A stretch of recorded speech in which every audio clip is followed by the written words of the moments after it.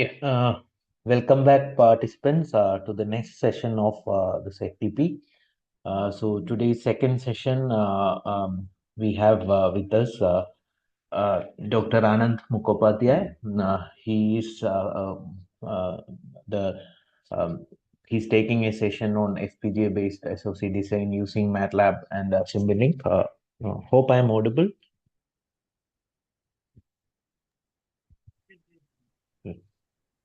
Okay. Dr. Anand, he's a senior engineer on the education team at MathWorks, Bangalore, where he has been contributing since August 2020. He collaborates with academic institutions and educators to enhance their curriculum and research initiatives. Before joining MathWorks, Anand completed his PhD in neuromorphic computing applications at IIT Kharagpur. He also holds an MTech in VLSI design and embedded system from NIT Roorkela and BTech in electronics and communication engineering from Techno India College of Technology. Anand has authored and co-authored research articles in various journals and conferences. His interest focuses on digital VLSI, HDL code generation workflows, artificial intelligence applications, etc. We are so excited to have you here, Anand. I have seen you taking sessions, especially to students. He's a very engaging speaker, and he has a passionate in sharing his knowledge with others. Thank you, Dr. Anand, for being part of this session. I will hand over to you, and you can start the session. Thank you, Dr. Nalesh. So my voice is audible. Just wanted to check. Yes, yes. Okay. Okay. So let me share my screen then.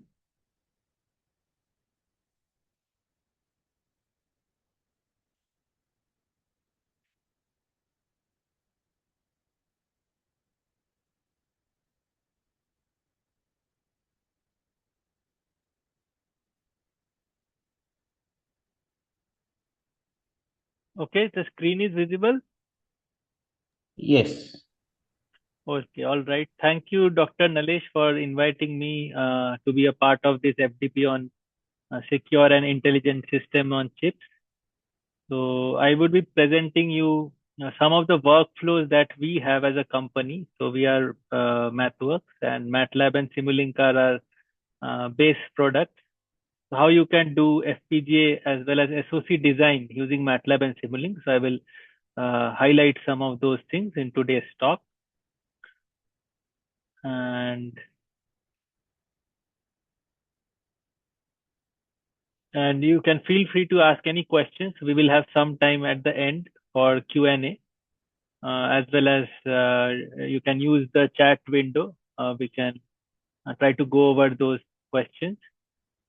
And later also, if you are working on and you want to share something, you can always contact me over the mail ID. Okay.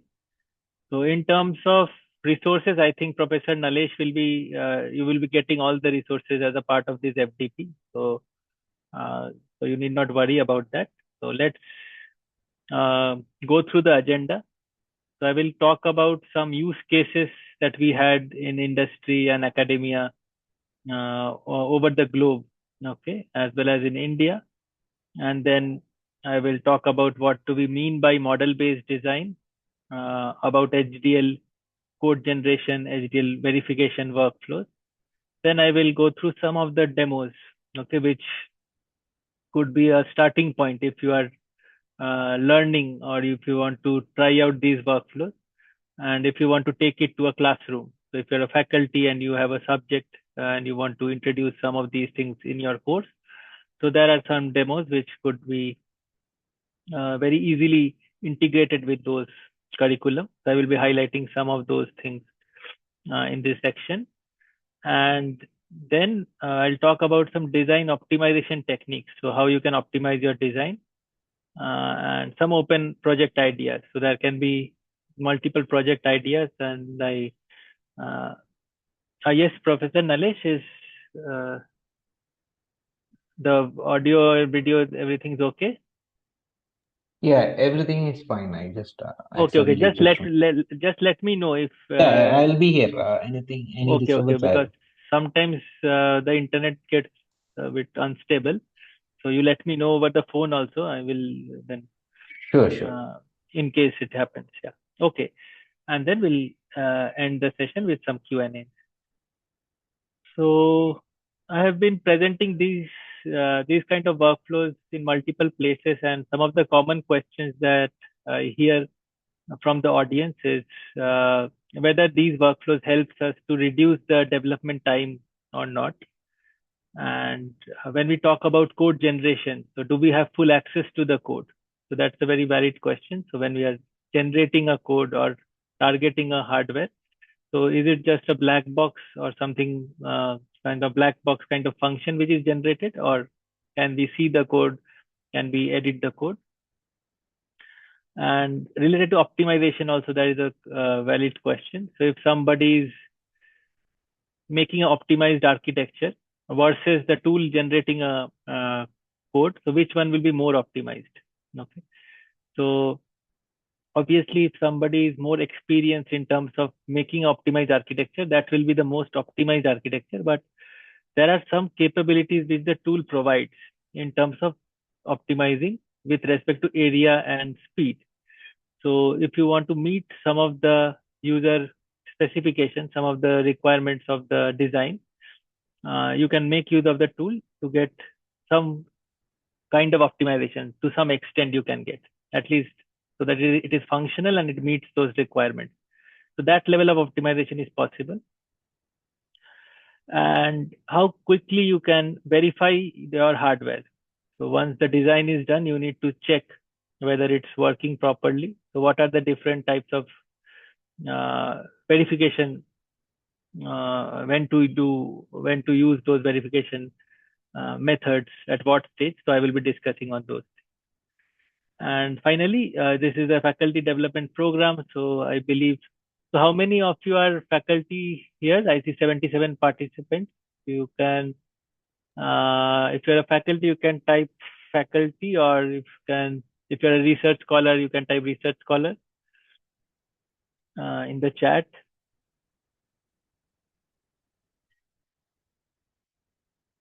Faculty, okay, faculty.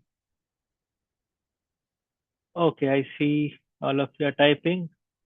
So good to see the energy. This is a late evening session, and uh, I will try to keep it on time so that you can have your dinner in case you haven't had early dinner. And yeah, I see most of your faculty members. So that's why this is one section. So if you're teaching any course like digital system design or teaching a HDL language, okay, where you have FPGAs, SOCs, you have boards, you can try to take these examples in the course. So that's the idea here. So thank you for your answer. And so all these things are like possible, and through these, so these will be some of the takeaways which I will be covering. What are the benefits? What is the scope? Okay, and what are the use cases through the talk? So MATLAB is the numerical computing environment where you write your algorithm. So whatever projects you are working on, you can very easily get started using this tool, because there is not much. That's not a very. You don't have to uh, learn through the syntaxes a lot. Okay, it's very easy to go high level language, and you can get the functionalities examples in the documentation page very easily to get started, and you can do some data analysis on it. Whereas Simulink is the graphical environment. So here you have to, you can do some time domain simulations. The dynamic simulations can be done here. So before you go for any kind of deployment, okay, or before you go for any kind of code generation, this is the place where you make your design, you simulate it, you analyze, and you do all the verifications which is possible in the simulation level. Okay, so once that is done, uh, it is it can be taken forward. And this is widely used by multiple industries, especially in automobile, aerospace.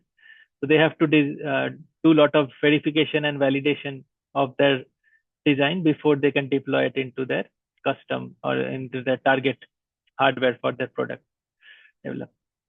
And on top of it, there are like toolboxes which are like doing specialized tasks. So if somebody is working on image processing, you see there is a computer vision system toolbox on the bottom right, which is trying to label some of the images in the scene. So it is doing an image segmentation kind of job, segmenting the vehicles, segmenting the lanes, etc.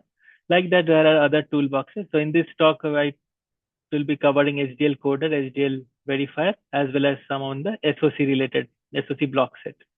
Okay, now for the demo. So why do we even generate code? So it is not just about saving time. So of course, if tool is generating code, so for complex design, you will be able to save some time. But also these tools have to go through multiple checks. So they have to go through some industry standard checks. And if all those checks are passed, only then the code is generated by the tool. Otherwise, you get some warning or error. So you can say it is more reliable, because when industry are using it, especially like automobile or aerospace industry, so their product will have some safety measures. So it has to pass certain checks. So whatever tools they are using, so those tools also need to follow those guidelines. So that's why generating code has two advantages. So it's not just saving the time, but it also has some amount of reliability when you do that. So the next question is, why do we generate HDL code when we can just generate C code? Okay, so we can also generate C code if we are working with a processor or working with a microcontroller or some other target device. So why do we need HDL code? Can anybody? I will monitor the chat window from time to time. You can answer over the chat if you are okay. So what is the main advantages of HDL code over C code?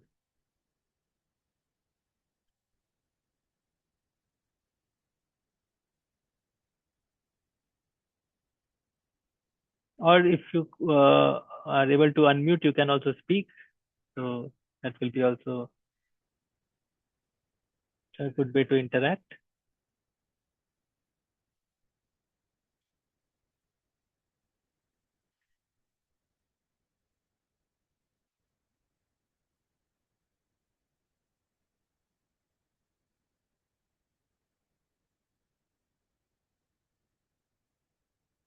I see no answers.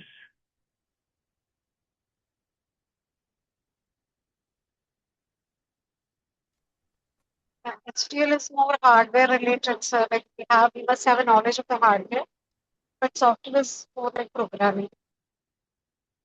Yes, thank you, Vinita ma'am. So HDL is more hardware related. It's a hardware description language. So we are describing the hardware, and C code is more software related. That is true. To I see easy to synthesize. Yeah, and I see another. Yes, Dr. Yes, sir. And also to run the C code, you need the help of a processor. Without processor, you cannot run and get the output from the C code. Where in case of an HDL code which is being dumped on the FPGA, obviously there is no the so-called processor is required. That is also correct. So for C code, we need a processor. And when we are talking about HDL code, we are programming the FPGA. Okay. Then I see easy to synthesize. Vinita ma'am, parallel execution. Yeah, that's a good answer. So when we are talking about HDL code, you can do a lot of optimization in terms of parallel architectures or pipelined architecture, which helps you to do some kind of complex things. Okay, that's definitely adds up to the answer. So yeah, thank you for answering these things. So let's see one diagram here. So when there is a need for speed, okay, we go for complex hardware like FPGAs. So it can do a lot of parallel processing, and you can uh, run things at higher clock rate, if I have to say. So we are programming the hardware, there is a clock associated with it. So we can do operations at a faster rate. So in this example also, if you think about a controller which has to operate at a faster rate, so if we try to use a microprocessor or microcontroller with a C code on that, maybe it will get heated very fast and it may get destroyed or damaged. So in those cases, we go for FPGAs or SoCs or ASIC devices. Okay, so that is just for all of us to get a refresher of why we need this. But of course, today's session has also some SoC component. So SoCs are system on chips, so which has both FPGA and the processor. So the SoC devices, you need to program both of them. The software part goes to the processor, the hardware part goes to the FPGA. So we'll come to that in some time. So coming to some applications which are driving these kind of devices are like ADAS or assisted driving system in the automobile industry. So a lot of complex data video processing needs to be done, vision, control blocks, etc. are there. So you will require FPGAs in some of these portions, which will process at a faster rate. Similarly, with advancement in IoT and industrial IoT, we have industrial automation where multiple industries are connected from the machines are connected different places, and to make that automation happen, again we need to have these kind of devices. Or when we talk about communication, 5G, 6G communication, there also we need to do some processing at a faster rate. So for high bandwidth communication, again, certain controllers need to be made, which has to be deployed in such kind of devices. So there are a lot of applications in multiple other domains, and that's why it's an important thing to learn. Now coming to a use case from one research institute at Germany, TH Rosenheim. So they used SDL coder to develop their ASICs for high precision control drives. So they were making their motor control algorithm, and they ultimately they wanted to fabricate it in the form of a chip, which you see on the image here. So the ASIC workflow together with the produced ASIC in a controller board. So in the initial portion of the workflow, they used Matlab Simulink to make their algorithm and do some of the coder as well as verifier workflows to save on the time. So they could, how much time they took? They made use of code generation only through the co-simulation, resulting in error-free, completely functional ASIC. And so reducing development time by several months. So they could save on several months while going through these workflows. And one quote that you can see here, which is highlighted. So Simulink and HDL coder enabled us to fabricate our ASICs in just 9 months. So they took 9 months, a process that would have taken twice as long with our limited HDL and ASIC expertise. So they had some limited expertise also on the HDL and ASIC workflow. An ASIC workflow in HDL coder allowed us to quickly generate HDL and iterate through the ASIC toolchain, achieving our power, performance, and area goals. Okay, so that is the quote by the research engineer at TS Rosenheim. So you are not only saving in time, while you are having a limited expertise, still you are able to complete the project in a lesser time. So that's a very big advantage. So this is a use case. So I usually highlight. So last year, so I collaborated with IIIT Cochin. So Dr. Kala presented just before this, the previous talk. I collaborated in one of her labs, digital system design using Verilog. so a theory as well as a lab course. It's a second-year course, and we tried to do a workshop to show some simple demos, and that was replicated again by the research scholars, by the faculty, so that students understand the workflow. And then later we had a joint tutorial at VDAT, and during that time I came to know the students are working on some of the students are also working on some research applications related to cryptography. It was very good to see the adoption, means from a second year UG course towards different projects. So same thing can be applied at your places. So we'll cover some of those workshop materials today as well. So talking about model-based design. So model-based design is a concept which is different from the traditional workflow. So in the traditional workflow, there are 4 stages, starting from specification, which is like addressing the requirements of the customer, so or the user requirements, you can say. We have some specifications. Then we have to design based on that specification. We need to implement or program it into the hardware, and finally we need to test. So in this traditional workflow, we see most of the errors are detected at the later stage. So during the final testing stage, almost 55% of the error is detected, whereas most of the errors are introduced in the early stage, 60%. So while user is giving some specification, so they may not know whether that kind of specification is really possible to realize or not. Okay, so they give some specification, then they have to put some relaxation on that specification, which will still meet the user requirement. So that's why the number of iterations is increased, and it takes longer times to get a finally running product.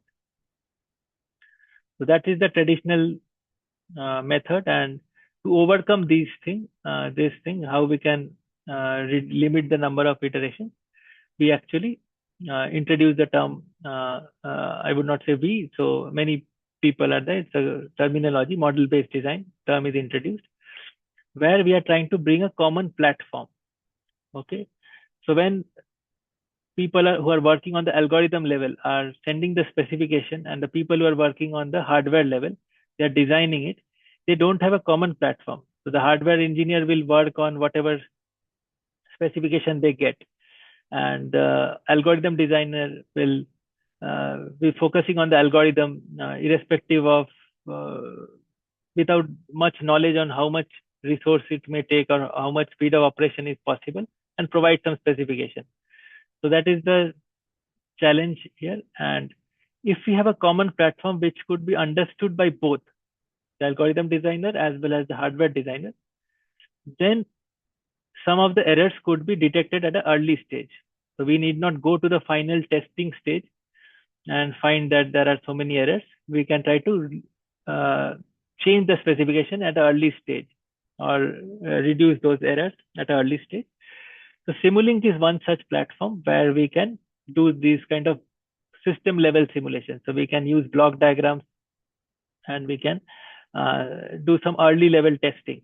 So that is a collaborative environment, and that is the concept of model-based design, which helps us to achieve this left shift. Okay, left shift means saving the time in certain phases of the design. So for instance, we are saving time in the HDL creation part. Okay, we are saving some time in the verification part, and finally the iteration part. So the number of iterations will also be less till we get the till we meet our specification, you can say. And because we are able to save this time, we have more time to spend on designing the model.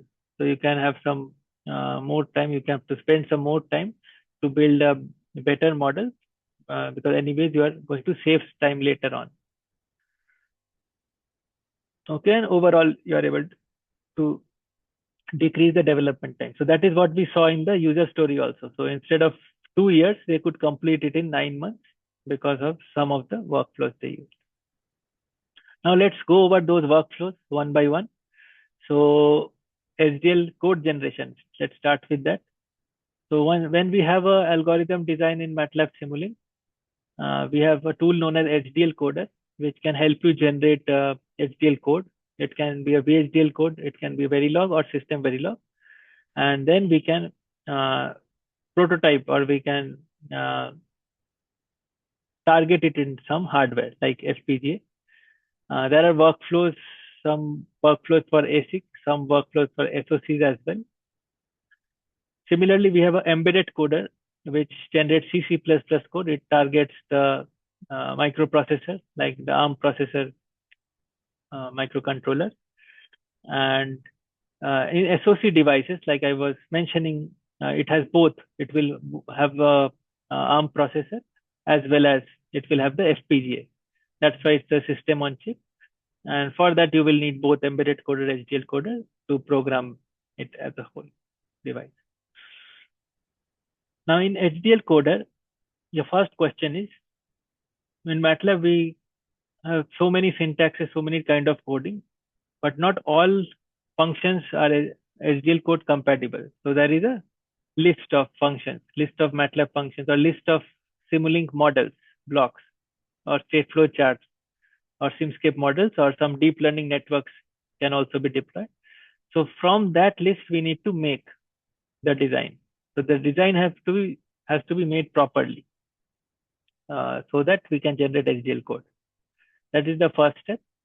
And there is a list in the documentation page which states like which are those MATLAB functions which we can use, which are those Simulink blocks which can be used, and what are the state flow charts. So from this, we can make the design. This is another use case from industry, Rambus. So they were designing the DSP blocks for their ASIC implementation. And there also they mentioned they increased the design time from 1 year to 3 months. So instead of 1 year, they could complete it in 3 months. And 80% of the code was retained in the final implementation. So they had both verification and design team. So that until we have the first level of design ready, the verification team cannot start working on it. So they used HDL code generator to give that to the design, to the verification team, so that they can start the verification process. And at the end, when they finalized everything, 80% of the code which was generated was also retained. So that's a good thing in terms of realizing their workflow. So that's about HDL code generation. Basically, it's the process which is helping you to generate that code. And let's see about the verification now. So in HDL verifier, there are certain stages. Okay. So the first stage is early verification, I would say. So early verification is also has two things. So one is the co-simulation. So when we talk about co-simulation, then you are simulating the HDL code in one of the logic simulators as mentioned here, like Siemens Questa or Siemens Model Sim, Cadence, Xilium, or AMD Xilinx Vivado. And you are comparing that with the simulation which was done here in MATLAB Simulink. And we are seeing whether we are getting similar results or not, if there is any deviation from that or not. So that is HDL co-simulation. Okay. So we need a HDL simulator if we want to do this verification. So it is not able to verify by itself. MATLAB Simulink is the platform to just simulate the algorithm, but we need to verify it with a co-simulator. Similarly, when we talk about FPGA in the loop, this time we are programming the board. So we are going through all those processes of synthesis, placement, and route bit file generation. And then we program it in this FPGA board. And then we see whether we are getting the same output or not. We try to check that. So these are some early verification techniques. Then there are some methods like FPGA data capture and XI manager, which helps you to do some MATLAB Simulink based prototyping and testing. So you can capture the real-time data which is being there in the board, and you can see whether it is deviating or not. You can do some analysis on that. After that, we have some advanced verification methods like UVM. So before UVM, there are some things which help in the ASIC verification workflow, like the system Verilog DPI component generation. So system Verilog DPI component is like a C code which is generated, and C code will usually run faster. So when we are using this C code on the native simulator, then we can do this kind of verification at a faster rate. So Matlab Simulink workflows has certain things which helps us to generate that system Verilog DPI component. Okay. And then coming to the UVM environment generation, so universal verification methodology, here also it helps to generate some of the test cases and some of the environment, UVM environment for saving those time. Okay.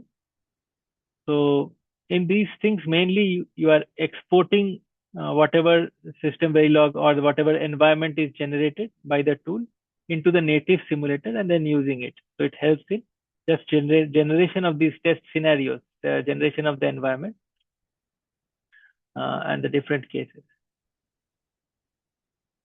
Now this chart is a very nice chart which explains when to use what.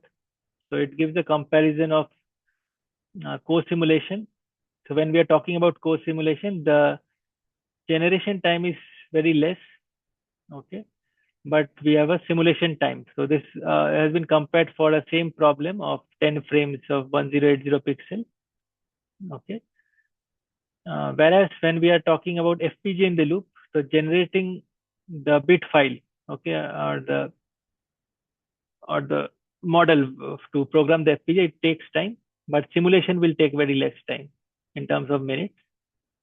And when we talk about the test bench export, okay, when we are taking the DPIC component into the native simulator, again, generation time is less and simulation time is like is lesser than the co-simulation because we are running C code, but again, it is more when we compare to the FPGA in the loop. So this gives us an idea about the same problem, how much time it takes.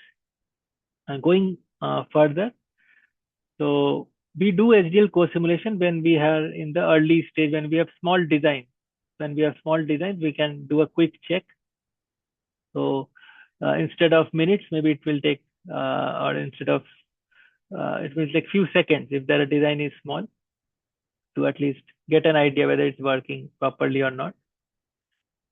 And system Verilog DPI component generation, it is basically helping you to save the test bench development time. So testing for all the cases is very essential, and to develop those test bench also requires some time. So it basically helps to save that test bench development time. And FPGA in the loop workflow, it is good for the compute intensive algorithm. So when you have more compute intensive algorithm and mainly a later stage, you would say, in the later project validation stage also, it is used when you actually connect it to the hardware.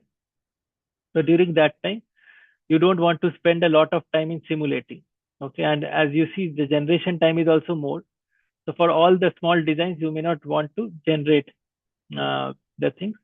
Once you're sure, like you are at a good stage in the design, you spend this amount of time to generate the model, generate the bit stream, and finally do the simulation.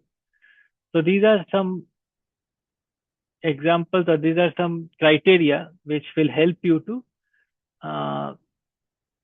take a decision, like when to do what kind of verification. So different techniques for different needs. Now let's see some of the demos here.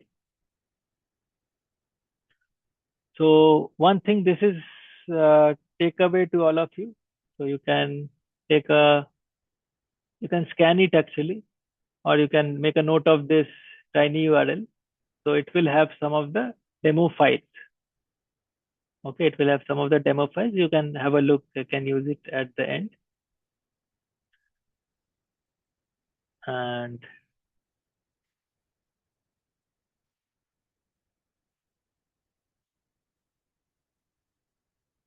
in fact, let me see if I can just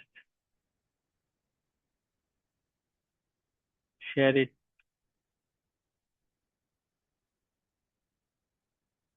over the chat.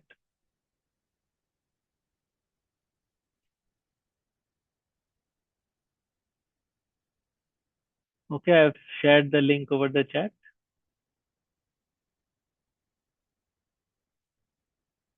So inside that, you will have these problems, which I will show you. So one is a simple example of a filter, which is built from the transfer function. So it's a third order FIR filter, and it uses some basic filter blocks like delay block, multiplier, which is this gain block, and the adder block. So this can be also made, the filter can be also, because there are ready-made filter blocks as well. So you can get a discrete FIR filter block and give the coefficients to it, and it will do the similar kind of thing. But this is a good way to introduce to the students who are maybe just learned the DSP course or are learning the platform. So they can just build this using the basic block to see the filter design. And once they simulate it, and once they go through the workflow, they will be able to see the traceability of the HDL code. So whatever code is generated, they can see which part of the design belongs to which part of the code. Okay, and then how to quickly verify this design. So we'll go through these steps from this demo. Let's see. So when you add it to your MATLAB drive, the files, you will see a folder like demo HDL webinar, and inside that there is another folder, digital filter. So we'll find some of the folders like this. So let me just play this short recording. So inside the files, you will find a work file, a solution file. The work file will have some empty spaces to be filled by the student. So this was basically used in the workshop, which I was talking earlier. So this is the solution file, which already has the transfer function, and the filter is being made. And you run it for 2 seconds, and you can see the input. So input is a linear chirp signal, which the frequency increases with time, and it repeats after every 1 second. And the output is the low pass filter. So after the cutoff frequency, it gets attenuated. So then we go to the HDL coder. So after simulation, we open the HDL coder and we select the design under test. So this name has to match this name, sub FIR3. And after that, we go to the settings and select some report settings. We select the type of language. So we choose Verilog language. And then we are clicking on the generate HDL code button from the Simulink tool strip. So at the bottom, you see there is a diagnostic viewer. It runs, and once the code is generated, you get a code generation report where you can get a lot of details in terms of the traceability. So if you click any of these blocks, the code portion will be highlighted, right? Similarly, if you click on the hyperlink on the code, the block is highlighted. Similarly, you can also see the same thing, the same window, the traceability part. So all these codes, whichever you are seeing here, are generated in the folder, HDL project folder. And you can generate test bench, you can generate the code simulation model, etc., etc. Everything is getting generated, and you can have access to that.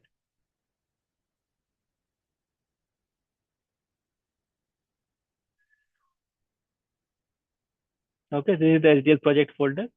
So under SDL source file, you see these are the files which are generated. You see the test bench, Verilog file,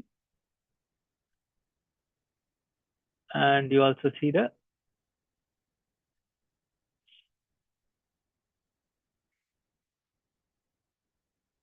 main Verilog file. If it is a very large design, you may get multiple such V files. There will be a top module, there will be sub module, but all of those will be generated. Okay, so let's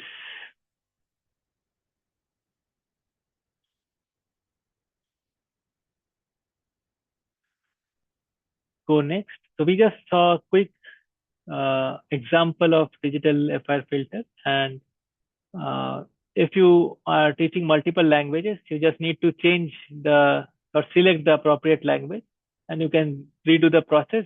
The code for that language will be generated. So whether it's VHDL or Verilog for the same design. So that is the advantage of the Simulink platform. So it is a common platform which can target multiple languages as well as multiple hardware. So if you have the design ready, maybe if you want to generate a C code out of it for some other hardware, you can also go with the C code generation. You will get some C code generated. Okay. Only thing you have to see whether all the blocks are supported or not. Maybe there can be one block which is supported for C code generation, but not HDL code. So how to change that block? But those are minor changes. So once you have the design ready in your simulation environment, you can very easily generate multiple codes which are targeting multiple hardware. So that's a big advantage. Now coming to the workflow advisor.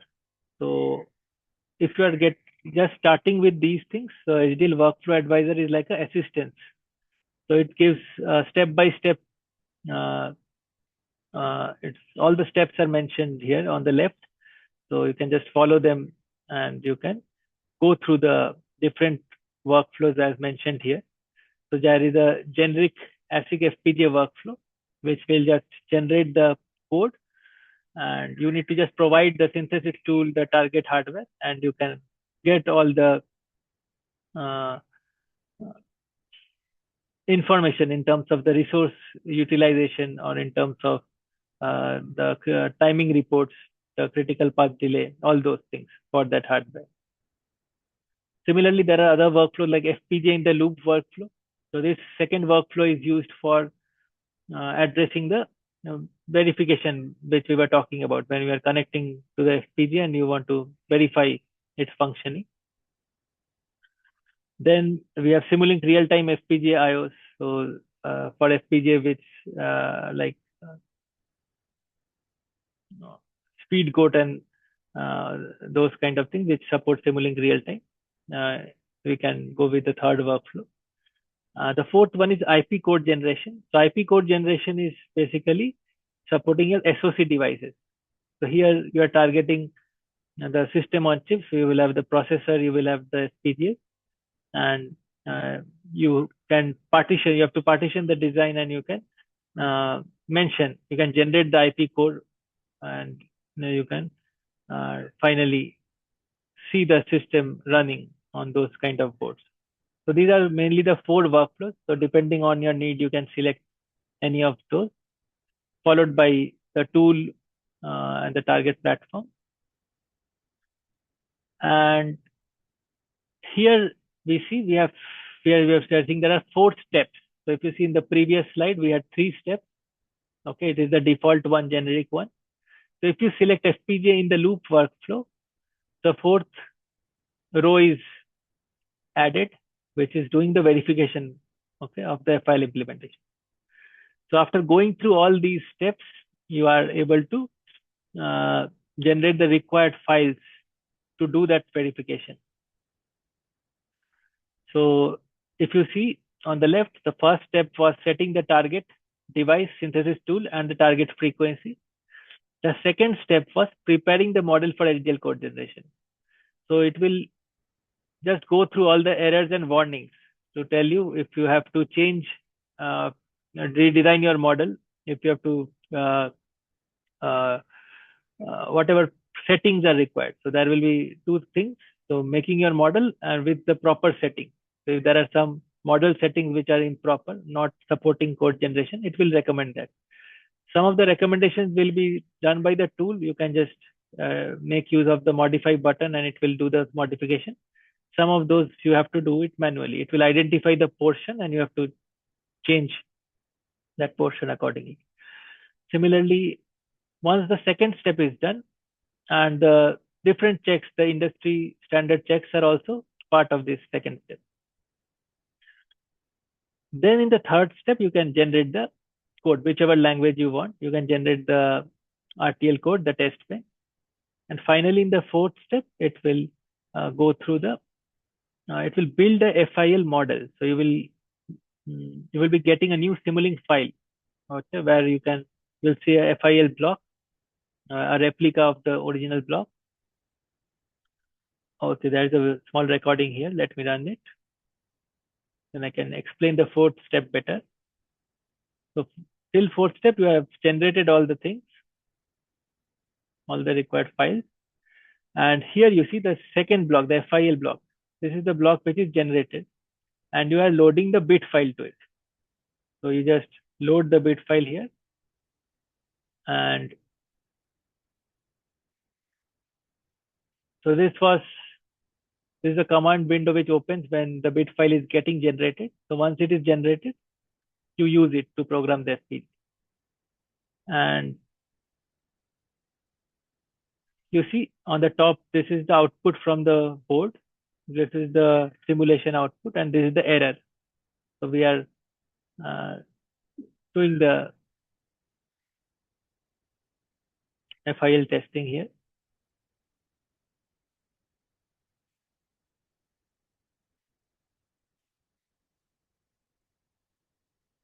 Okay. Same thing.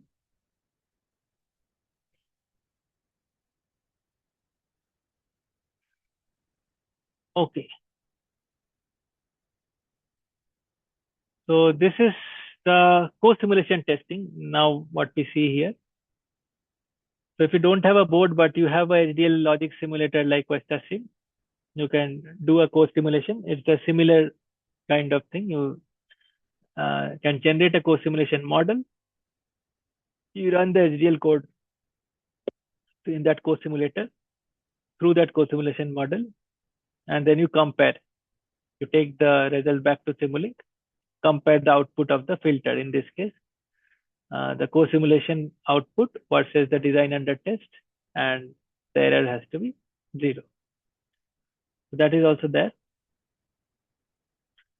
And when we are doing the FIL workflow, of course, we have to connect the board. So that in that fourth step, after the fourth step, we actually power on the board and we can connect it either through Ethernet or a JTAG cable. And after that only we are programming. So this is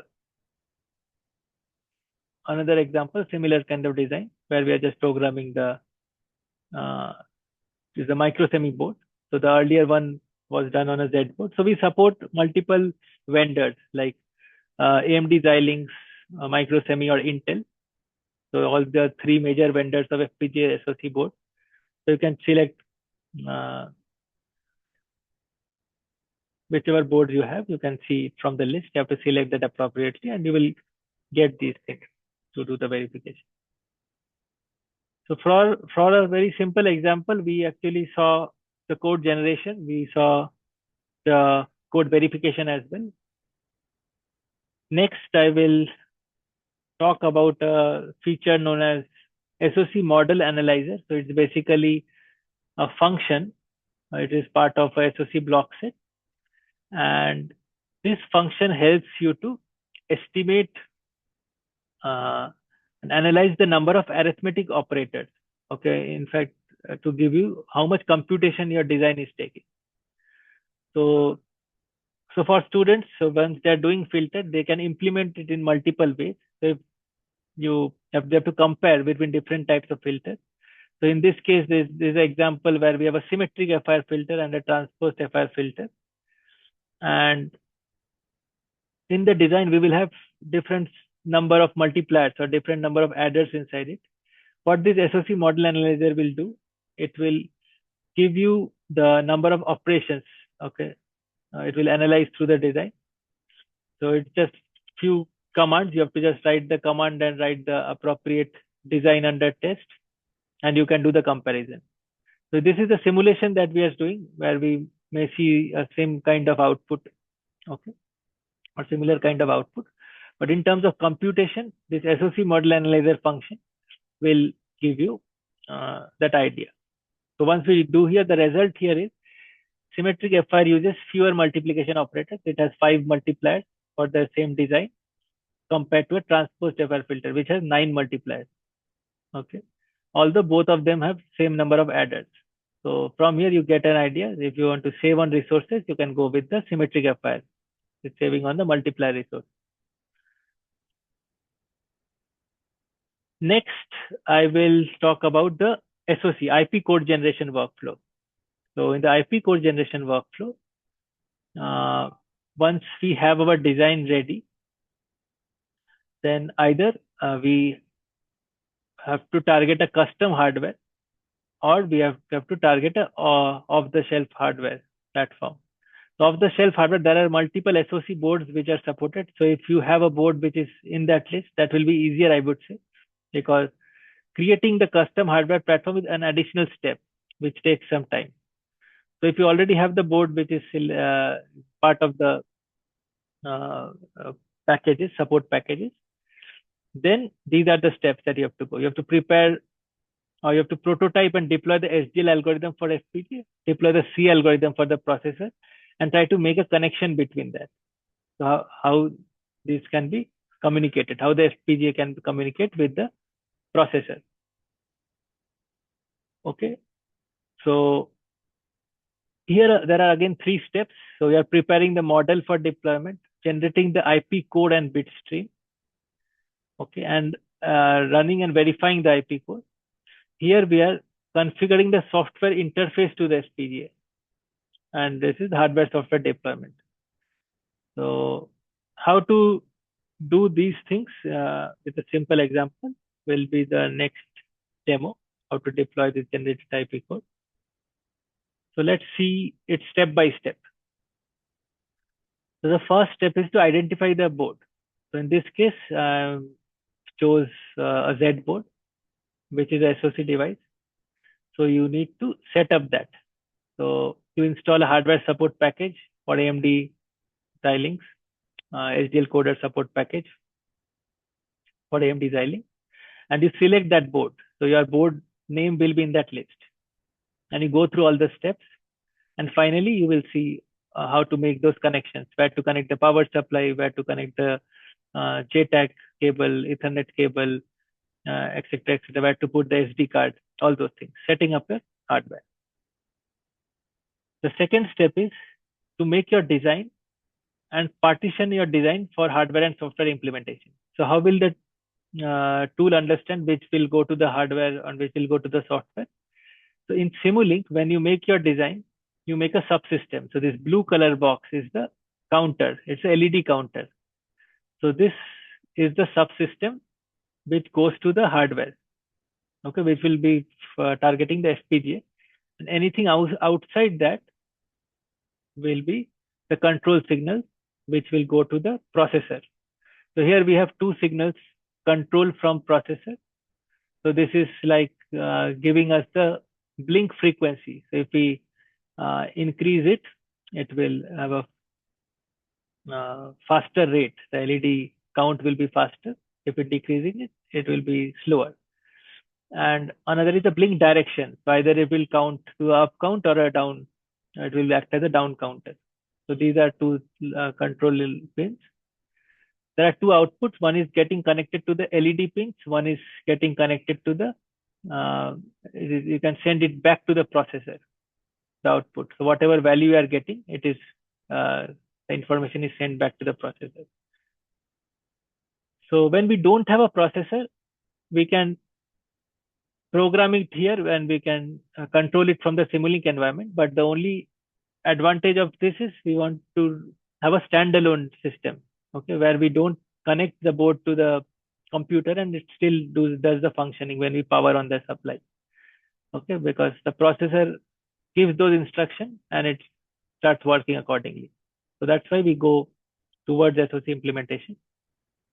So partitioning is simple. Whatever is going to the processor is outside the design under test, or outside this block. Next, we generate an HDL IP code using the HDL workflow advisor. So through the workflow advisor, you can go through the IP code generation workflow, and it will ask you to provide the appropriate interface also. So when we are talking about two separate entity, there has to be an interface for communicating that. So that is known as AXI light interface. So there will be AXI light interface for these two control signals, as well as to this output signal. This other output is directly connected to the LED pins. So those things you can just mention, and it will generate the IP code with the AXI light interfaces. Okay. So you see, this is the PS, processing system, goes to the processor. There is a AXI light interface. There are some AXI light accessible registers part of it. And this is the algorithm from Matlab Simulink, the LED counter algorithm. So this goes under the programmable logic IP code. So all these are generated for you. This programmable logic IP code is generated. Then we need to integrate the IP core into a Xilinx Vivado project. So of course, it is not happening only in MATLAB. You need Vivado in the background, which is the synthesis tool for this particular board. So you have to integrate this IP core into a Xilinx Vivado project. So there is a build bitstream option. So from here, you can create an IP core project, which will generate the IP core and create the IP core project for the design. And then you have to build bitstream. So this will take some time. So there will be a separate command prompt, and it will take some time to generate that bitstream. And finally, you can do the deployment. You can program the target device. So it will program the bitstream, and you will be able to see the LED blinking. So the LED is blinking. And after that, the fifth step is to generate a software interface model. So what is the software interface model? So it is just below this deployment thing. So there is another option which generates this block. So you will have a new Simulink file, very much similar to the original one. But instead of this design, LED counter design, you will have something known as Xilinx Zinc AXI interface. So this is like acting as an interface, okay, between the software and the board. Okay. So that interface is getting generated. And finally, you want to generate the C code from the software interface model and run it on the ARM Cortex A9 processor. So you want to run the C code that has been generated for this thing on the processor and see how it behaves. So you will be able to do that. And there are two ways to do that. So one is you are running it standalone. So whatever you have programmed here, so the frequency or the blink direction, that is fixed. So whenever you power on the board, it will just take the same values and it will run. The second way is external mode. So although you have the software, you can control that from the Simulink environment. So you can still control it, and depending on how you tune the control parameters, it will get updated here in the software, and you can see the results. So that is the seventh step. So tuning the parameters and capturing the results from the Zinc hardware using external mode if you want to do some kind of testing in that software. Okay. So these are the 7 steps, and this LED blinking example is there in the link provided. It's a good way to start. So let's see this example. So you see, after the programming of the SoC board, the there is a count which is happening here. It's there are 4 bits, and you see how it is getting changed in a particular frequency. So this is 8, then 7. So it is doing a down counting operation. 6, 5,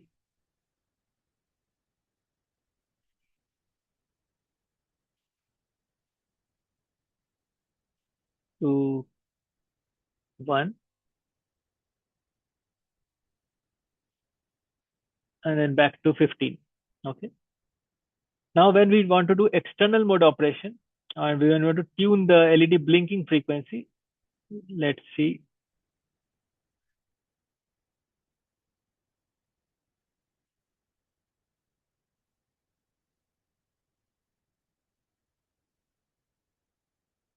So let me run this again. So you see, this is the slider that we have. So we are controlling the frequency from the environment, and when we decrease the frequency, you see it is counting slowly. Initially it was at the very high frequency, so you were not able to detect the change. When we decrease the frequency, now the LED counting is decreased. Okay. All right, so we talked about the IP code generation workflow. Let's see some other examples very briefly. So this is doing a video sharpening from a stream of videos. So it's another 2D FIR filter algorithms for images. And here you see how to handle images. So there are blocks like frame to packets and packets to frame.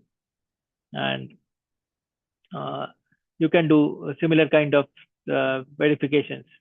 You can see the input output and do the FIL verification for this too.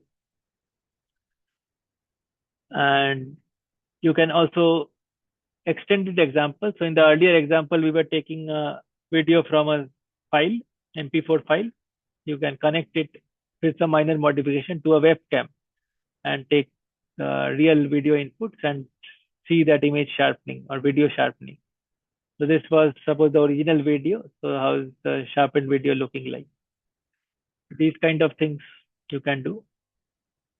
Then there are demos related to deep learning. So like object detection, it uses a YOLO object detector.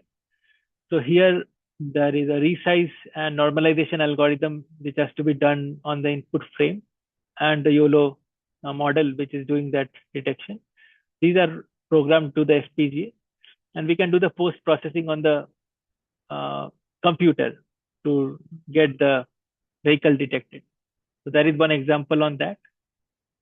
And this example is extended to a complex one, targeting the whole SoC, where we are taking the controllers or doing the controlling part in the processor, okay, in addition to the FPGA. So you see how it looks like. So you are able to detect the vehicles through bounding box. So as a input, we are using a connector here, FMC connector, and there is a video source. So this is basically a Raspberry Pi which has a MP4 file inside it. But in real scenario, you can connect a live camera here, a camera with a FMC connector interface. Then the live stream could be detected.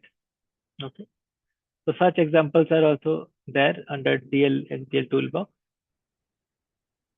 Now talking about some optimization strategies. So for FPGA engineers, so there are mainly 3 questions: whether it is meeting the timing, whether it is meeting the area requirement, and whether it is doing the right thing, the functioning is okay. So if these 3 are met, then you can say the design is optimized. And in the different iterations, basically the goal is to come to inside this acceptable zone where you meet the speed requirement and the area requirement. So through the tools, there are certain capabilities. So in terms of speed, we support some pipelining techniques in area support resource sharing techniques. And through input output, there are some frame to sample conversion. The HDL coder supports those things, and you can generate alternate architectures. Okay, it can be from fully parallel to fully pipeline, and see whether you are able to meet your design specification. How to explore those things? So under HDL coder tab, there is HDL property inspector. So you will have the HDL block properties. So for the design under test, you go to the block properties, and there you will find the option. So if you change the pipelining, pipeline registers, it can do some pipelining. It can get you a pipelined architecture for the design. Also in the settings section, the configuration parameters under optimization tab, we'll find these things: the general optimization, pipeline, resource sharing, frame to sample conversion. So you have to change things from there. So that was about optimization. Next, coming to some project ideas and resources to get started. So these are just some open ideas. So if you are working to design a real-time obstacle detection, or if you're working on communication based problem to verify, develop a low latency MIMO FDM baseband processor, or implementing a deep learning inference CNN accelerator. Okay, so these are some examples where you may find the use of FPGAs or SoC. Okay, whether it's controller for smart energy management or a high-speed image segmentation engine. So if you're already working on some of these things and you think these workflows might use, so feel free to share. I will be happy to know about it. So I'm at the end of the talk. So the key takeaways would be like, if you could understand what model-based design is, so how it is helping to reduce the development time. So some use cases that we discussed in industry, in academia and research institutes.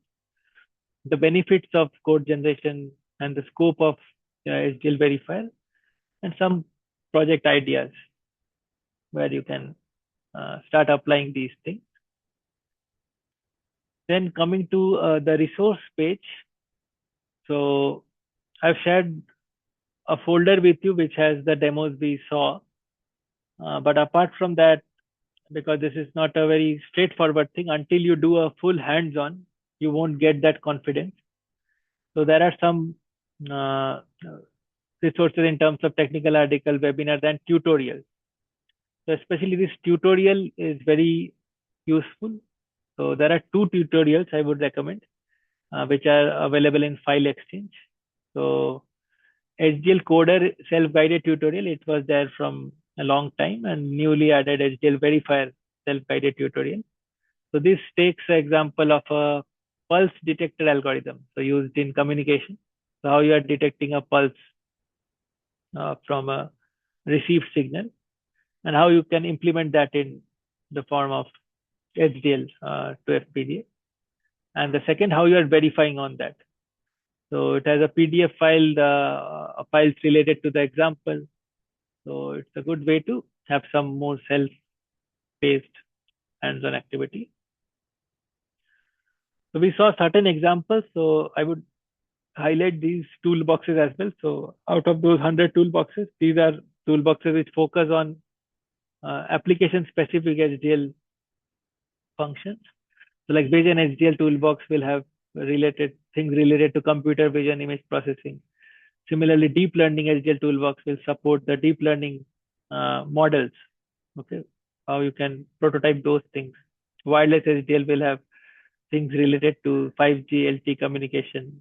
Similarly, DSP HDL have the DSP blocks, and the SoC block set, it will have examples related to SoC, how you can target a SoC as a whole. So with that, there are some other additional resources in terms of short video recordings. So when you get these things, you can just click on into those links and you will go to those pages. And apart from this, if in case you're interested and you want to do a detailed instructor-led training, you can reach out to us. I can connect you to the training team. So they have 2-day course on generating HDL code from Simulink, and also on the SOC part, how to program a Xilinx Zinc SOC with Matlab and Simulink, which covers the things in a nice way. So we can take some questions now. So I see it's 8:40, and you can note my email also later. Also, if you need to connect, you can send any queries.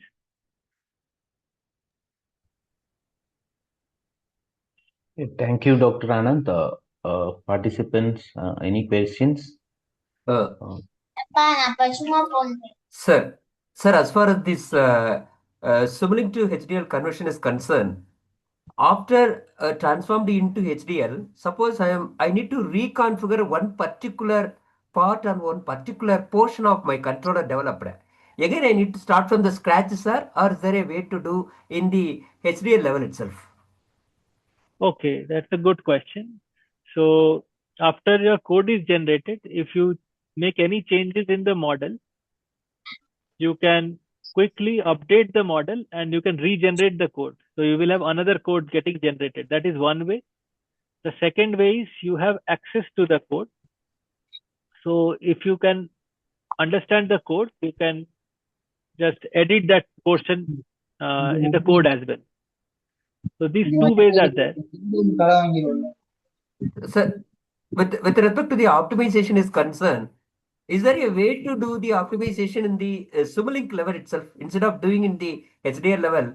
Because all these Simulink blocks are some predefined blocks, if I am correct, which is more flexible, sir. Doing optimization in the Simulink level or doing optimization in the HDL level, maybe for the area of space requirement or timing, whatever it may be, the optimization I'm going for, whether it's better for me to do it in the simulation level, Simulink level itself, or it's better for me to do it in the HDL level. Okay, so here I would like to clarify one thing. So when I'm talking about optimization, so suppose you have a Simulink design, so your entire design is getting changed. So you get a new Simulink design. That is your optimized design. So when you go through that optimization, when you optimize your design with those parameters, you will get a new Simulink file. So where you will, suppose you have applied pipelining, you will be able to see the pipeline registers automatically placed in their original Simulink design. So Yes, sir. those are no different things. So the HDL code that is generated, the new HDL code, and the new Simulink architecture, you will have access to both of that. So both are the same thing.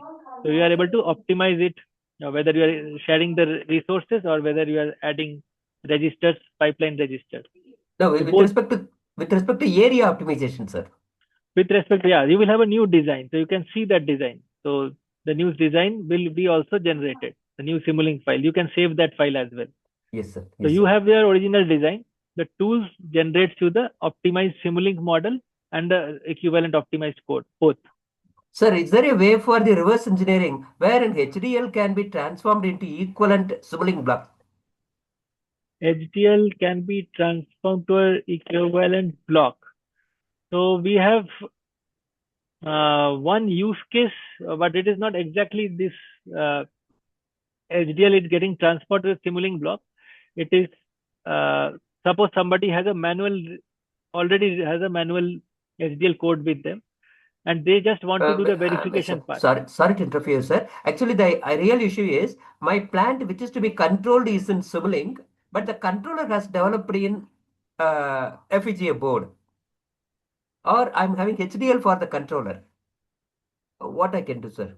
My plant is Okay. there in a Simulink block, which is to be controlled, Okay. But my controller is in the HDL format. It's developed separately. Okay. Okay. So in that case, you can use a co-simulation block. So there will be a HDL co-simulation block in Simulink. That you have mentioned during your presentation. So you had mentioned. Yeah, you had mentioned about. Let me just show you one thing. If I can get that thing, it will be.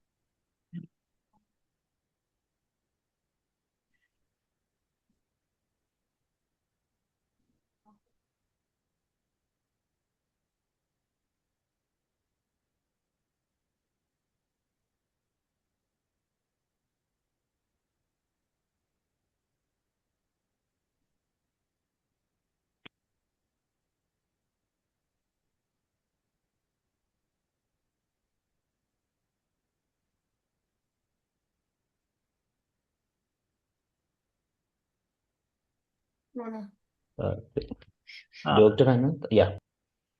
Yeah, I just got that example. So in HDL co-simulation block, what you can do is, in the block, you can call the HDL part. Okay, so there is Yes, sir. another better example. I'm not getting that now. So you have the written HDL code. You can Right. just use that co-simulation block as a black box. So you have the controller in the Simulink design. You just add a HDL co-simulation block, and in that block you have just to configure the Verilog or VHDL code that you have. Right. But still the simulation will be happening in Simulink only. Simulation will happen in Simulink, yes. Yes, sir. Yes, sir. Simulation will happen in Simulink. So that is just representing the HDL in a Simulink environment. Yes, sir. Sorry, here you had mentioned that in your profile you had mentioned as education team. What are all the dedicated or special packages or options you are having exclusive for the students, sir? What are the? Can you repeat? Yeah, for the students' sake, what are all the plans MATLAB is having, sir? MathWorks. For the students, we have a lot of things. So we have a student competition team. So who hosts? Let me just show you student competition over the globe. So that is a very good thing. Student competition MATLAB. If you just type, I will show this. So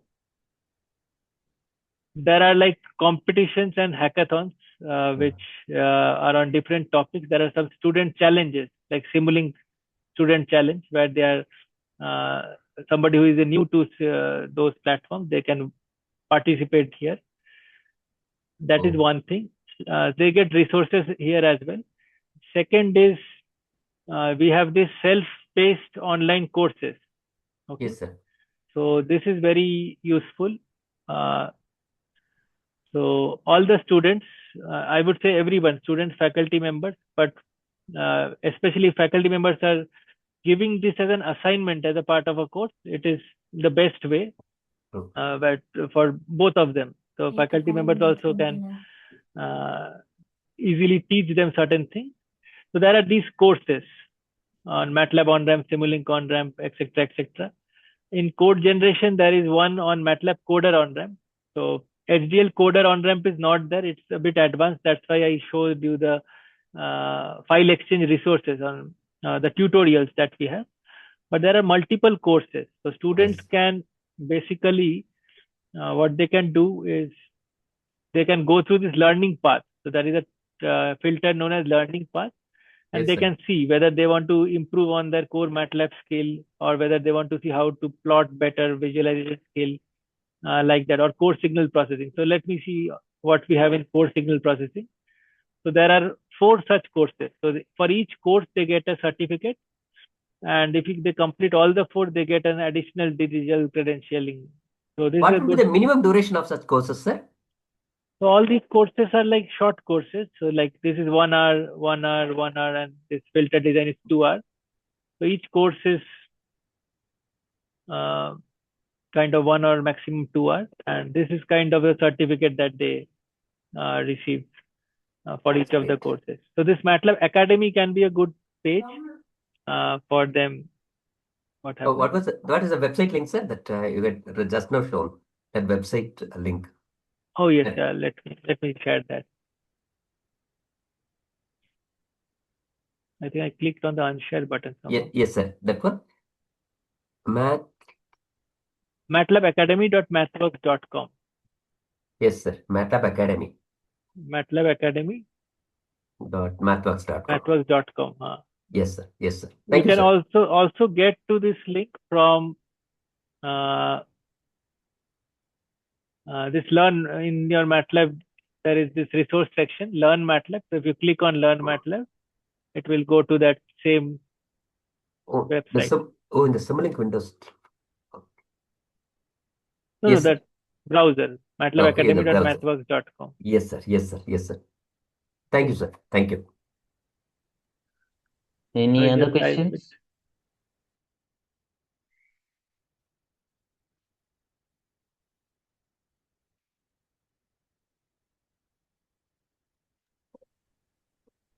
So, Dr. Anand, the one question, how much of this can be done? One of the issues, the license, right? Uh, many of the students may not have access to license. So, how much of this can be done on the with online MATLAB? Also, not exactly license installation. Also, we may not be able to provide MATLAB installations on all systems. So, how much of this is possible to be done in the web, like MATLAB online portal? Like, Okay. Yeah, that's a valid question. So if you don't have MATLAB licenses, you can let me know. I can connect you to the account manager. They can tell you like how to get licenses on that. But suppose if you have licenses, so in today's workflow, some of the things are limited to the desktop version. So you can do the simulation. You can have do the simulation in Simulink online. So for example, you have this. So this is MATLAB Drive, right? So if I go to MATLAB Drive online, I'll show you.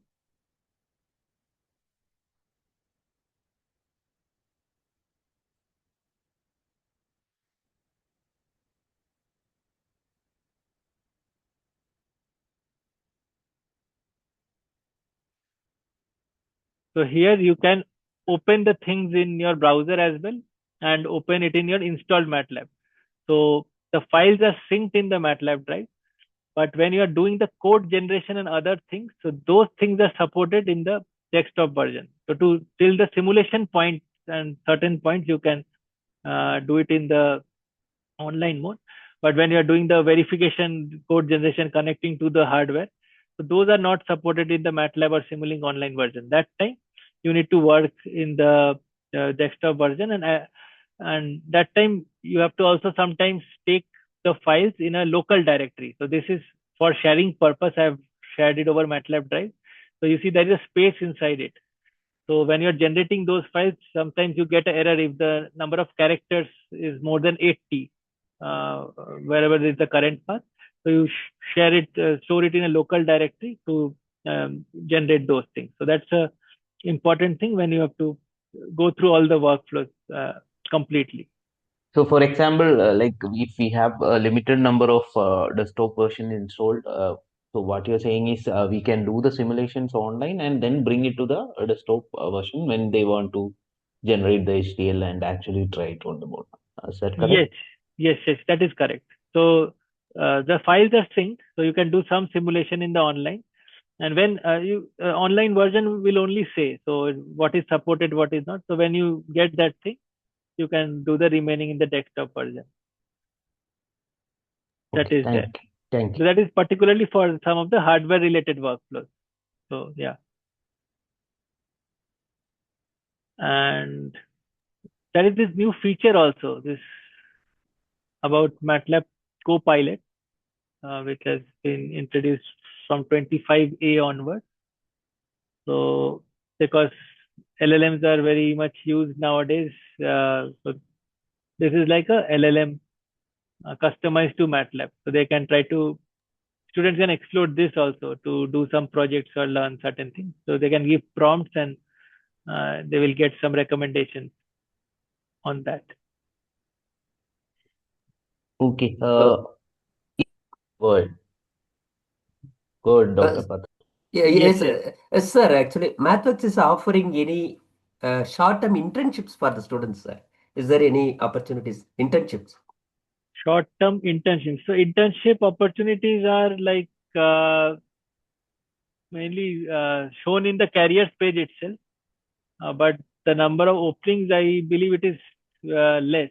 So they have to check the careers page, Yes. Oh, and it is on specific, like if some development team are working on a project and they need some interns, only that time they make those openings and search for that.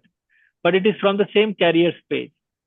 yes, sir. So Yes. careers.mathworks.com, you will find the filters on experienced or a fresher role or an intern role. So from there you can get to see how many openings are there worldwide.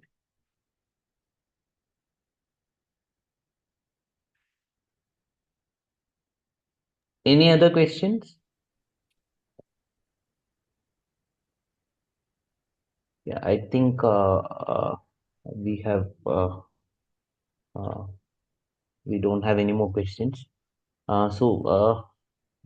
Once again, thank you, Dr. Anand, for that very informative session. So, one of the problems I see students face is how to start with FPGAs and hardware design. So, Matlab is a familiar interface for them for to start out.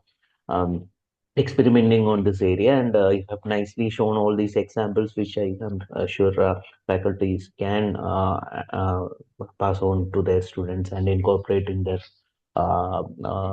curriculum also. So once again, thank you for mm, being part of this FDP and sharing your um, experiences with MATLAB with all the participants. Uh, so uh, on behalf of Department of Electronics and also the all the participants, we thank you once again.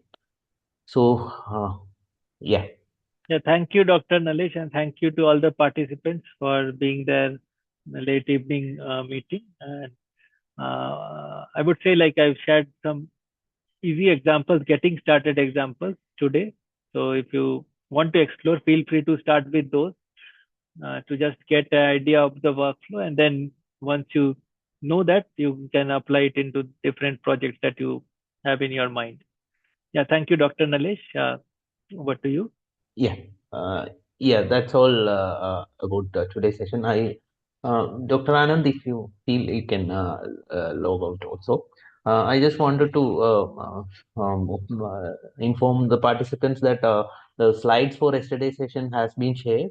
We will get the slides for today's sessions also, and we'll be sharing with you. Some of you have asked for video recordings. We cannot share it immediately because we need to check with the um, speakers also, and to process it, it will take some time. So probably it will be available only after the FTP. So don't rely on that. We'll try to get it to you as much as possible. And feedback forms, I have sent it over mail, and I have shared yesterday's. I have shared over the WhatsApp group also. Yeah. So if there is anything related to the FTP, if anyone wants to ask, we can you can have it, or otherwise we will wind it.